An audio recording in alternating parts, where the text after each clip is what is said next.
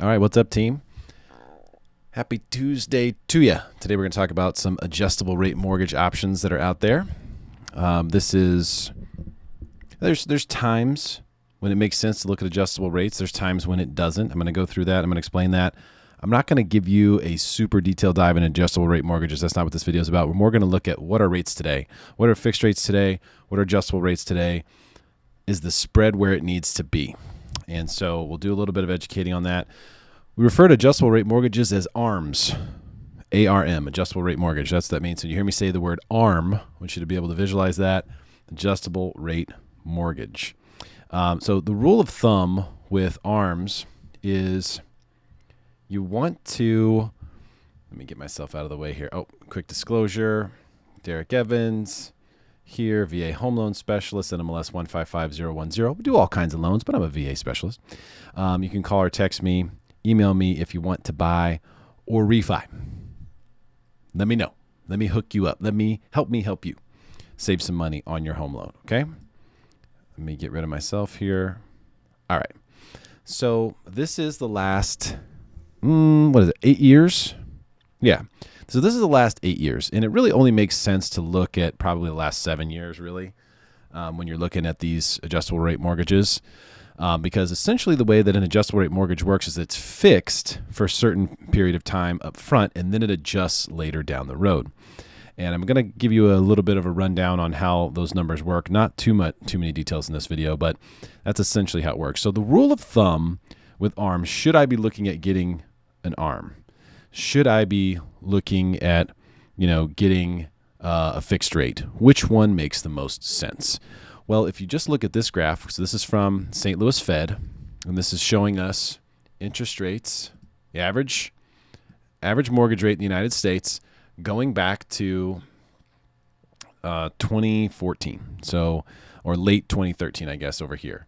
And you can see that we sort of, we peaked out here in 2019. We had a little spike in rates up to almost 5%. Not quite. This is where we're at today, right here, probably closing in on that. And here's the lows from early 2021. Okay, right there.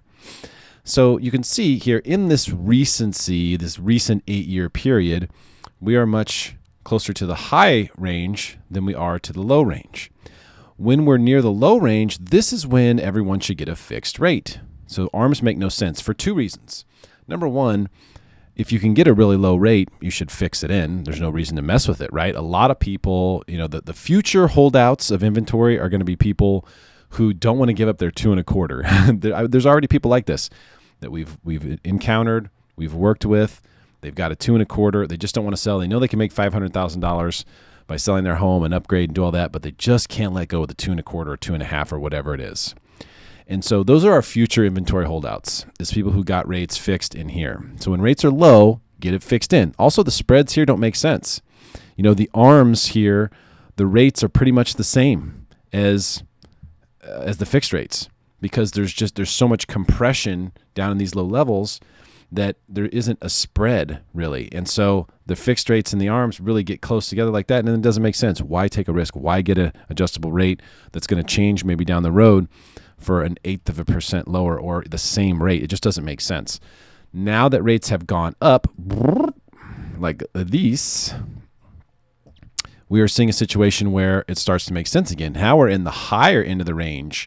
Now we're up here in the high side of things. This is really the high end of this chart, is really here and higher.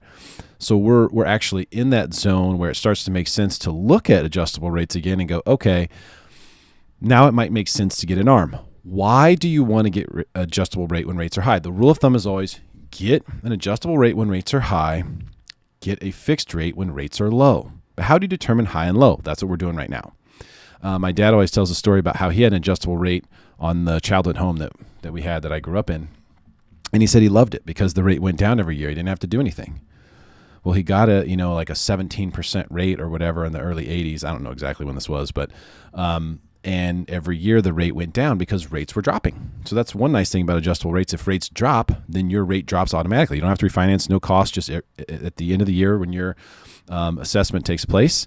And it is determined based on the margin and the index that are associated with your with your rate. That's how your rate is comprised. If the index goes down, the margin remains the same. That's how much money the bank is making. If the index goes down, then your rate goes down. So that's one thing that's nice about it. Also, what's nice about the ARMs is that they're fixed for a period of time. So right now, a lot of people are looking at, you're going to see a lot of, oh my gosh, look at that, 5-1, and you're going to see a lot of 7-1 ARMs. There's even some 10-1s out there.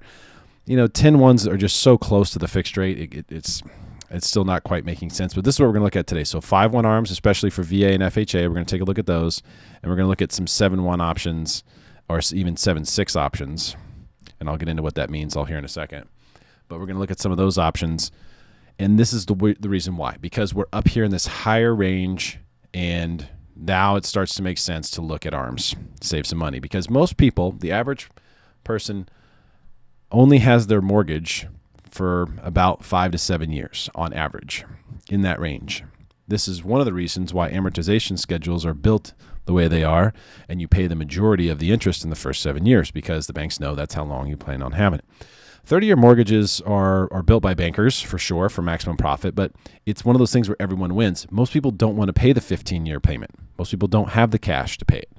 So you want a longer-term loan. You want a lower payment. The bank is happy to give that to you because they make more money in the long run. So that's how that works. Okay. So also, I do believe another reason to look at this is that I do believe the prognosis for rates is that we're going to spike. We're going to take out this high here. We're going to spike much higher, go way up here, and then we will fall. Once we get to the other side of all this bad inflation news, we're going to see rates fall. We're going to have a huge refinance boom. I think that is definitely going to happen within the next 5 to 7 years. So I believe that getting an adjustable rate right now, you're safe. It's okay. It's all good. You don't have to worry about, having something really bad happen. You don't have to worry about, oh man, well, rates are just going to continue to skyrocket 7 years from now, and my rate will keep going up. That's definitely not going to happen. Okay. The country needs low rates desperately to service its debt. It cannot allow rates to stay high for very long. I don't even think it'll take 5 years. It might only take a couple of years, but we'll see lower rates. So that much I'm very confident about. So let's take a look at this. So we're going to jump into rates here in just a second. I do want to show you one thing here on this. So when you see, so what's a 5-1? So we talked about that already, right? So what does 5-1 mean? So 5-1 means that it's fixed for 5 years. So you're getting a rate, and your start rate is fixed for 5 years, and then it'll adjust every year. Now, when you look at the caps, that's different. This is as technical as I'm going to get on this today with regard to ARMs. I know this is the boring stuff, but some people want to know these things. The caps will be like, you'll see like 5-2-5, like one example of what caps are. Well, what does that mean? So that means that your interest rate, when it adjusts, can adjust up to 5% on the first adjustment. So if you started with, let's say, a 4%, it could potentially, after the 5-year fixed period, after that 5 years, it could adjust up to 5%. But remember, the rate itself is going to be comprised of an index. Most of these are on the LIBOR, but it's going to be based on the rate of an index, a certain index that it's tied to, plus a margin. And we'll just call that the profit for the bank. So the bank is saying, hey, we'll give you this index plus a certain amount of profit for us. And that will be in the form of a percentage. So we're going to give the index rate plus our margin and percentage, and that's going to add up to be your starting rate. After the first 5 years, which is what this represents, it can adjust up to 5%. Okay? And then every year after that, up to 2%, but no more than 5% total. No more than 5 total percent. So you could get all that 5% in your first adjustment, or it may, take a little bit longer. If it only adjusts, let's say 1% in the first adjustment, and then it could be 0.5%. It could go down too. Remember, it doesn't have to go up. These are just the caps, maximizes, or the maximums. So that's just kind of briefly how that works. So if you see a 7-1, that means it's fixed for 7 years, and it'll adjust every year. If you see a 7-6, which I think we're going to see today when we look, this actually means 6 months, not 6 years. So it means that it's a 7-year fixed that is going to adjust every 6 months after those 7 years. So that's as technical as I want to get on adjustable rates here. The other thing to keep in mind is that with FHA and VA, you can do the 5-1 and you can qualify based on your initial starting rate, which is really helpful because it can help you qualify for certain things sometimes. Now that these rates are actually lower than the fixed rates, it may actually help you qualify for more home. Or if you have a tight debt to income situation, a tight residual situation, you may be able to do that. If you are doing a conventional loan, not even going to go there with like non-QM or jumbo, which is more of a wild market. But for conventional, if you do the 5-1, then you have to add 2% to this and qualify based on that. Well, I remember in my day, you always had to qualify with the fully indexed rate, but that is not the case anymore. I'm dating myself significantly with that. But it is what it is. So 4%. So now for the starting rate's 4%. For the conventional loan, if you're doing a 5-1, you have to qualify at 6%. You have to add that 2% in there. So but if you're doing a 7-1 conventional or a 7-6 or a 10-1 or anything more than that, then you don't need to. And that's kind of how that works. And these haven't made sense until literally like yesterday. This started making sense. And so today I've been on a rampage looking at everybody's pre-approval, looking at anything that we're locking and going, hey, let's look at ARMs. Let's look at them. So without further ado, let's do it. This is quick overview of mortgage bonds. Not good. We had a decent day today at 53 basis points, which was nice. It was really, really nice. It helped to curb the losses from yesterday, which were so brutal. Just so brutal. You can see we have now this cascading downside effect going on. So we have this downtrend here, and then we have another more abrupt one with a greater slope here that we're also fighting. And I don't have any reason to believe that we're going to see mortgage rates get better anytime soon. And that is another reason why we really need to take a look at these ARMs today. You're just seeing bond prices go down. And remember, when bond prices go down, interest rates go up. So that is what we are seeing right at the moment. And we've had some good days and had good days like this, had good days like today, but it's almost always following a bad day. It's almost like trying to make up for a bad day. And you can see the market taking, 2 steps back for every 1 step forward. So we have this bad day, and then we have a big, huge day, but look, it didn't get back up to the open from that big day. And the same thing happens here. We closed here the previous day. So this was a really big, bad day yesterday, losing 80 bips. We did not get back up to where we had closed the previous day. So even though the candle looks like it's bigger than yesterday's candle, there isn't anything really great happening there. And so we're just in a situation where we need to lock very quickly. And by the way, I'm adding these links in here. If you want more information on adjustable rates, I found this one on Freddie Mac. It's really good. I'm going to include the Fred link here as well in case you want to check that out. We will look at a couple other things here in a minute, but I want to look at interest rates. Don't lock me out in 3, 2, 1. Heck no. I do want to look at interest rates here because I want you to see what I'm seeing. I want you to know what's going on here. And exactly what it is. Okay, hey, let's start with this. Start with VA. We're going to change the credit score to 780. That's how we roll. We're going to look at the fixed rate first. So I'm going to do high balance today. A lot of people have been asking me to do like 15-year rates, 20-year rates, all those things. That is what this is for, by the way, while I set this up. Submit your scenario. If you want a custom quote, I'll give it to you. No problem. Just submit your scenario, email me, text me. Those are the pieces of information I need. Loan amount, purchase price, or the home value if it's a refi, credit score, whether it's a condo or detached. Let me know that information, and I'll be able to easily get you a custom quote. And then that way, you don't have to worry about it. But there's so many different scenarios that you could price, and we can't just sit here and do this all day. It's already TMI. I know that. But I feel like it needs to be done. I can't believe it's not something that's a regularly done thing, and that's the reason why I started doing this. Okay, so so this is detached. We're using 780 credit. If you have a condo, if you have a lower credit score, it very well may cause you to have a higher rate, but we're staying consistent with these things. We're doing high balance here. This is going to be VA, 800,000. Let's see where the fixed rate is. Let's take a look at this. And the reason why we're going to start with high balance is because there should be a greater spread. Look at UWM coming in. Number one. That makes them a no-brainer. They're number one on the sheet. They are a no-brainer to use. It's a 4.375. 4.375. Little lender credit here. No lender fees, no points. We don't charge any of that BS. So now let's go back and let's look at the same scenario. So 4.375. And let's look at the ARM. And now ARMs won't always make sense across the board. Sometimes they'll make sense for VA. Sometimes they'll make sense for FHA. Sometimes they'll make sense for conventional. And they won't make sense for others. So you always have to look at it and really see. So like here, okay, now Caliber's coming in with the 5.1 at 4 1/8. Also with a decent credit.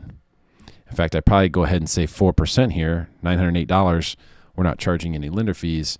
So that's less than what most lender fees would be, so probably 4%. So let's call that 3/8. Let's call that 3/8. So 3/8% is kind of where I think the line should be drawn. You could maybe say 1/4%, but I don't know. Definitely 3/8, 0.5%. I think that really starts to make sense in this environment. In this environment where we feel very confident about the fact that we will have an opportunity to refinance, that we are in the high end of the interest rate range here. Rates could go higher in the short run, but in the long run, they're going to have to go lower. I think that 3/8% makes sense. Okay, so that's high balance VA. Let's do FHA and see what the spread is there. This is just starting to make sense, guys. It's just getting on the radar. But you got to always look at both options. Never just assume, oh, get me an ARM for sure. That's going to be better. Don't just assume that. All right, let's see if I can do some mental math here. So it'll be 24,000, 28,000, 772. Nice. All right, so we're going to do FHA. This is always minimum down payment is what we look at here. I know you could do lots of different down payment scenarios as well, but we're just not going to do that. It takes too long to go through all these things. Ay, caramba, I'm so sorry.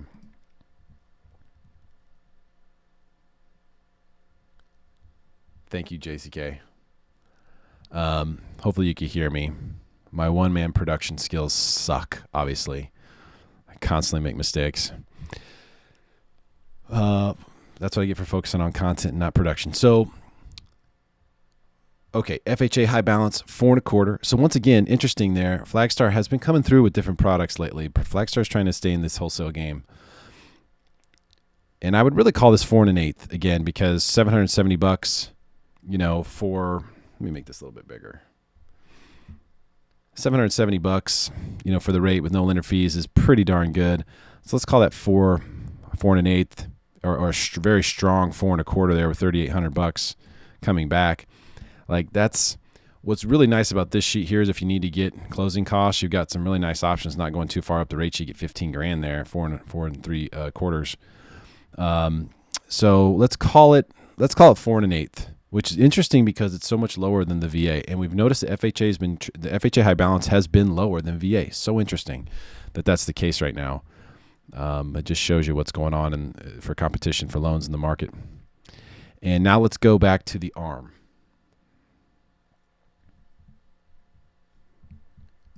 And see what we can get here. This is FHA high balance.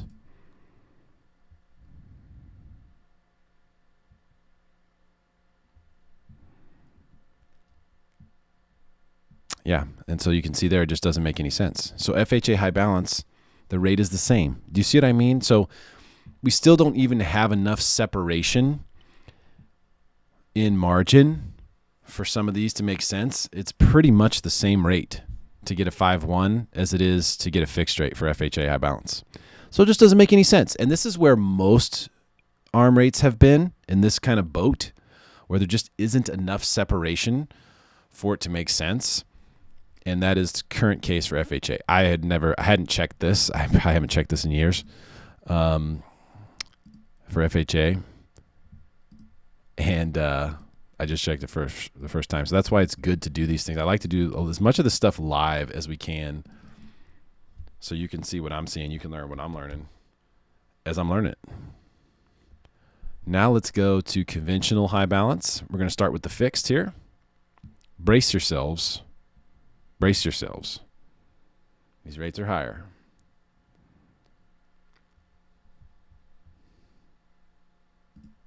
Check, please. Good Lord. All right. 5.625.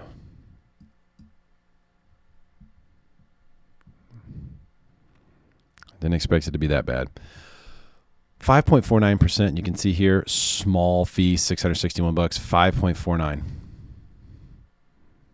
High balance, good credit, detached. That's the fixed rate. Now let's go in and let's look. We're going to look at the 7-1. And you know what? We're going to look at the 7-1, and then we'll also look at the 5. Let's start with the 5. So let's call it 5.5. We're going to just make it simple. Call it 5.5% on the high balance fixed.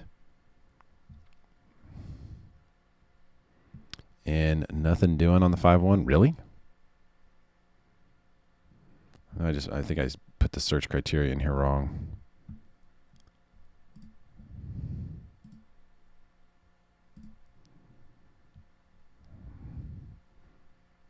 Yeah, that should all be right.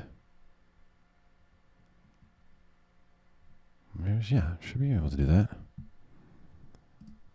Let's try this one more time. If this doesn't work, I'll switch to 7. Yeah, something's going on there. Gotta love technical difficulties on a live video. Damn! Let's at least have fun with it. Can I get a 7-year arm in the house? What in the world? Well, okay. I guess we don't get to check this today. Something's off with this. I don't know what it is, but it is just simply not happening. Let's do this. I think this is probably it.